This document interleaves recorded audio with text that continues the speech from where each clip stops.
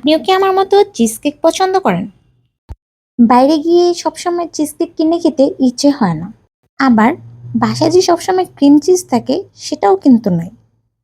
তাই আজকে আমি ঘরে থাকা উপকরণ দিয়ে বানিয়ে নিয়েছি no bake mango cheese cake. প্রথমেই আমি ডাইজেস্টিভ বিস্কুটকে ক্রাশ করে নিয়েছি। এবারে ক্রাশ করা বিস্কুটের সাথে আমি অ্যাড করে দিয়েছি 4 টেবিল চামচ বাটার। বাটার এবং বিস্কুটের গুঁড়াটাকে ভালো করে মিক্সড করে নিতে হবে যাতে সুন্দর একটি বাইন্ডিং হয়।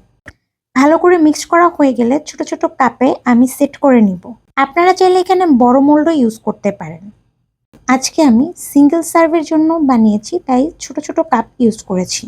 এখানে ক্রিম চিজের জন্য আমি 1 লিটার দুধের ছানা বানিয়ে ভালো করে পানি ঝরিয়ে নিয়ে ব্লেন্ড করে নিয়েছি। খেয়াল রাখতে হবে কোনো রকম যেন কোনো লাম্পস না থাকে, স্মুথ মিক্সার হয়। এবারে 1 কাপ পরিমাণের হুইপ ক্রিমকে আমি ভালো করে বিট করে নিয়েছি। যখন ভালো করে বিট করা হয়ে যাবে, ফ্লাফি হয়ে আসবে, তখন আমি এখানে অ্যাড করে দিয়েছি ঘরে বানানো ক্রিম চিজ, 2 কাপ পরিমাণে ম্যাঙ্গো পাল্প, 3 চামচ পরিমাণে জেলেটিন। এখানে আমি 1 চামচ জেলেটিনকে ভালো করে গরম পানিতে মিক্স করে নিয়েছি। এবারে সবগুলো উপকরণ ভালো করে মিক্সড করে নিব। মিক্স করা হয়ে গেলে ছোট ছোট যে কাপগুলোতে আমি বিস্কুটটাকে সেট করে নিয়েছি সেখানে ক্রিম চিজ একটি পাইপিং ব্যাগের মাধ্যমে দিয়ে দিব।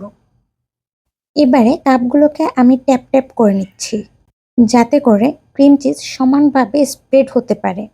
এবারে কাপগুলোকে আমি 30 মিনিটের জন্য ফ্রিজ করে নিব যাতে চিজ কেকটা সেট হয়। অপরদিকে 2 কাপ পরিমাণে ম্যাঙ্গো পাল্প নিয়ে তার সাথে অ্যাড করে দিচ্ছি সামান্য পানি এবং 2 চামচ পরিমাণে চায়না গ্রাস। আপনারা এখানে আগার আগারটাও ইউজ করতে পারেন। সবগুলো উপকরণ যখন ভালো করে ফুটে উঠবে তখন আমি এটাকে নামিয়ে 5 মিনিটের জন্য রেস্ট করে নেব। এবারে আমের এই মিশ্রণটাকে আমি চিজ কেকের উপরে সমানভাবে দিয়ে দিব। খেয়াল রাখতে হবে আমের এই মিশ্রণটি যেন গরম গরম থাকতেই সবগুলো কাপে সমান পুরুত্ব দেওয়া হয়। সবগুলো কাপে যখন সমানভাবে আমের এই মিশ্রণটি দেওয়া হয়ে যাবে তখন ঠান্ডা হয়ে গেলে আমি এই কাপগুলোকে আবার 30 মিনিটের জন্য ফ্রিজ করে নিব। ফ্রিজ থেকে নামিয়ে উপরে আমের কুচি দিয়ে পরিবেশন করব ঠান্ডা ঠান্ডা no bake mango cheese cake. আমের সিজনে বাসায় একবার হলেও ট্রাই করবেন। আর কেমন হলো এরকম ফাঁকিবাজি no bake mango cheese cake তা কিন্তু জানাতে ভুলবেন না। ভিডিওটি ভালো লাগলে অবশ্যই লাইক অ্যান্ড কমেন্ট করবেন।